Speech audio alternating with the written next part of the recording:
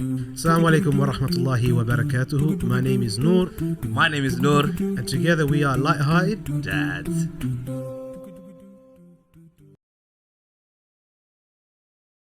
Assalamu alaikum wa rahmatullahi wa barakatuh. Welcome to Light-Hearted Dads.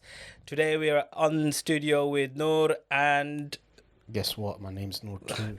All right, we can't use that all the time now. I think we're going to kill it. But yeah, you know. So, another episode. Today, we're just going with the flow, really. In-laws. Yeah, let's do that. Because like for some reason, there's a stigma in our culture, and maybe in like other cultures, but from what I know, right, we have this thing where we might have a problem with our wife or people or being at their mums a lot. What is the boundary? Let's start with that. It's like trigger alert for me, man. Yeah, let's trigger people, man. Let's do it. Those who know, I've got some very bold and strong views on this whole issue about in-laws and families. And just to note, me, my wife, my kids, also we live together with my mum. So it's not the case of whatever I say isn't the case of there's issue there. And we've been, alhamdulillah, I've been married, 16 odd years, mashallah. So alhamdulillah, we've been in that same situation. So the thing about in-laws is this is one of the most common things you end up having, especially within, those from the kind of Asian subcontinent, because it tends to be mostly in those families that the wife, gets married and is living with the in-laws. But however, we tend to also see a lot of issues pop up. So many issues pop up, isn't it? Mother-in-law can be like a witch. You hear those ones. Yeah. And then you got the daughter-in-law from hell kind of thing. And sometimes it can just be either both are at it or one is at it and one isn't, and it can become kind of torture and really difficult for the family. And so it's causing a lot of problems because there's a lot of family breakdowns, marriage breakdowns, and it's not really healthy. And that's what it really boils down to. And if I quickly outline, go on. My perspective just generally on this is that that for a healthy marriage and for a healthy family to grow, it's better for a husband and a wife to live separately from the in-laws. Yeah, and that in itself doesn't take away from fulfilling your rights and duties to your parents, so the son to do that, and for the wife to do to her parents as well. It doesn't take away from that. It's done in a certain mechanism, but that's where I kick off from. I don't think so, and that might sound hypocritical considering that we're actually living together. But I'm just talking about seeing all the issues we're seeing in society. That's what exists, and that's why one of the things me and my wife had the conversation about, which is, my kids, when they get old and get married, they're more than happy to live with us if they wish to. We have no expectation. Okay. Yeah. Our thing is, get married, live your life, no problem. If you wish to stay, stay. Yeah. That's it. The one thing I only put one condition on that, which is the only condition I'll have for my children is, if possible, where possible, try and stay closer together, because it'd be nice to have family close by and not long distance.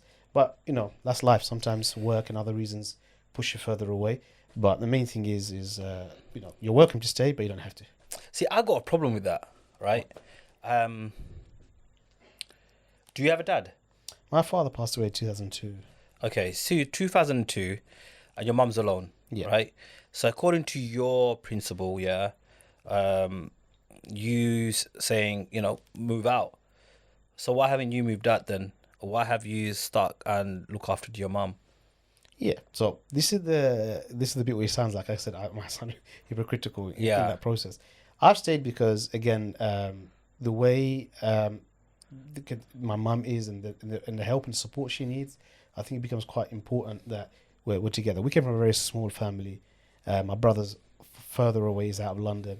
My sister's also, with when she gets married, obviously the family expectations are different than that maybe of the son. So I've remained and I've stayed in that situation because I felt like that was the right thing to do. However, when I'm looking at a lot of the problems that's existing within families, I can't make a statistic because I don't know. We've not done no surveys on this thing, but we're seeing more and more of these issues popping up. Yeah. And so therefore the solution is, what's best is that if you're not living together, you can have a better relationship than if you are living together, especially when things become toxic. And you know what it is? A lot of the times it's just that give and take kind of thing. The thing that I've got, the other issue is that, imagine now, okay, you live with your mum and dad, yeah? I live with my mum. My dad is retired, lives back home. Okay, right. So now imagine your dad was living there. Just say that, yeah? Then, you've got a son now, and you're the head of that family. Yeah. But within the house, can you truly be the head of the house? No, my dad's too strong. Because you're going to be always under the shadow of your dad. Yeah, and I don't mind that. Yeah? And then similarly for the mum, or for your wife, for example, could she truly be the queen of the house, you could say? No. You wouldn't have that. And sometimes that is what I'm talking about. That as within households, you need to have that autonomy, the ability to be able to say, yeah, this is me. This is I'm the decision maker. I'm this, and I hold the power and authority, and that helps dictate. Because sometimes what can happen is power dynamics look different when there is an intergenerational household. Yeah. Yeah. Now the thing my point being is, now just say, okay, let's just use an example. Yeah. Let's say I passed away. Yeah. Yeah. My wife's alone, the kids are growing up, and they follow the same principle. They don't have to stay. Now, what it is remember, you still have a responsibility for your parents. So I'm not saying by living together that just fulfills a responsibility. Because sometimes you can live together and it can be torture, and you're not fulfilling your responsibilities. And sometimes by living apart, you can still fulfill your responsibilities. How? Yeah. So just say if you live close together, this is the whole point I was saying. If you live close together now imagine the case is you live close together, your mum can spend the whole day in your house, not a problem, isn't it? Yeah. It's just the case of you knowing that, look, this is my house, that's the parents' house. You can always go to their house. You can provide for all, looking after. If you want to cook, you can get the food cooked and whatever. You can do all of those things. Obviously, the issue becomes a bit different when imagine you live far away, and these things then become quite difficult. Because the thing is, for your parents, they need maybe, especially if they get old and frail, they need the basic necessities. They might have issues with mobility, cooking, cleaning, looking after. And then there's also about social isolation as well, isn't it? So it's important that they have human interaction and contact, all of those things. But I think that's why I feel that you can find a balance within that. And my main thing goes back to the premise of, you look at the living, intergenerational family living, it tends to be more from our subcontinent culture, but it's not always predominant across other cultures. Yeah. And I look back at many examples of the Sahabas, and you see many examples that they didn't necessarily live within intergenerational families. Not saying there were some examples, but predominantly it wasn't. That you always had a husband, wife, kids. That was the household. So let's get real, yeah?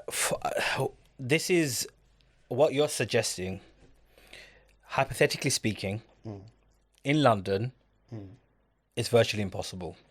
Why? First thing first, it's about finding two houses that's close by. Bro, we can't even find one. Yeah? To get onto a council house or any of those housing associations, it's virtually impossible unless you buy one.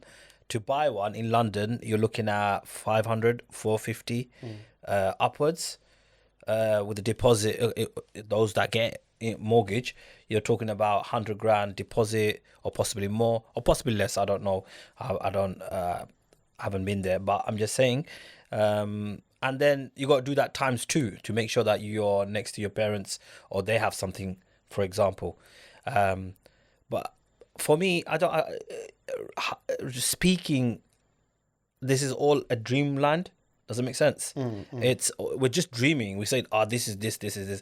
For me, is if my mom's alone, bruv, like my wife, you got to learn to live with my mom. And that's full stop. Do you get it? And it's not one of those things where I'm ready to compromise. I'm not compromising. But so now let me throw in a spanner into the works. What if your wife and your mum had beef now? Yeah, bro. And it's gone to the point where they're always at it. Yeah. Now I've seen many cases where the son now is caught in the middle. Yeah. Okay. Now what happens is there's a possibility of, you may have to maybe move out in order to save the marriage or maintain the marriage, because there might not necessarily be an issue with you two. And you've got kids, mother of the kids, all of those things. So preserving the institution of marriage, or you're staying there with the possibility that it could, go either way. Yeah. So what would you do in those situations? That's a very realistic situation. I'm just, maybe I don't see it that way because at that moment right now I'm not in that situation. Alhamdulillah, like, yes, my mum understands my wife understands my mum, and they got a good relationship, alhamdulillah. So that might not last. Let's say it didn't last. So I'm in a situation where I have brothers where I can just say, look, this is the situation. Does it make sense? But I've told my wife before I got married to her, this is the situation. Do you accept?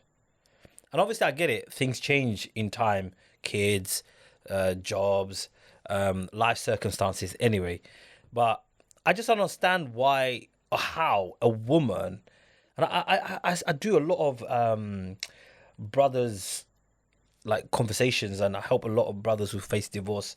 I speak to them, go through those, like, you know, we could talk about this another day about divorce, but and a lot of the situation I've come across is like in-laws issues and stuff like that, and you know, that's what caused it and stuff like that. But when I speak to them, I ask them, hang on, did you ask these questions before you got married? No. I was dating her, I thought she was the one. After I got married, I thought it'd be different, whatever, etc., whatever it is. But my question is to the sisters, right? How hard is it to live with one woman? And I put it back to you, and I said that the other day, like, said me and my wife just talking, and I just said to her, like, you've got one unable brother, disabled brother, yeah, but alhamdulillah, such a lovely guy, right? And you got younger brother who's a hafiz and mashallah, you know, doing really well, and etc. The older one, obviously, to find him a wife and everything, it's a bit hard, right? But you know, the younger one's gonna get married. And let's say, you know, they got a massive house, bro, 6-bedroom house, yeah. And it comes to a stage where he gets married. Well, what if he says, I want to leave? Would you want your brother to look after your mum? And she said, yeah. I said, the same way I would like you to understand my situation. And she goes, I understand. So I said to her, so why doesn't other sisters understand this? What is it? I think Islamic law or Islamic rights only works or only applies when you want it. Does it make sense? But half the other things you don't do. Why is it pick and choose? I know I get really heated about this subject. So yeah, I know. I don't know if I'm coming across like that. No, that's good, because it's a highly controversial topic, isn't it? And especially if me and you are coming from opposing viewpoints, saying that we're both in the same situation. The parents, but it's just about looking at the issues that's been faced and going forward. One thing would be really interesting to hear from those who are watching really is in the comments. I would love to hear actually about what you think regarding this topic. You know, what do you think really is the issues regarding daughter-in-laws and mother-in-laws, and do you think that the future generations are going to be better or worse? It would be really good to hear some of the comments in there, because I know this is a hot topic that, you know, a lot of people are very opinionated about. You may be having personal issues yourself, and so you've got a specific viewpoint, so it'd be really good to hear from you on that as well, inshallah. Please do, again, don't forget, subscribe to the channel, also like and share the content, and by all means add, comment and add to the discussions here. Don't forget to support us on Patreon as well. The link is in the bio. That will help us to continue producing more content as well.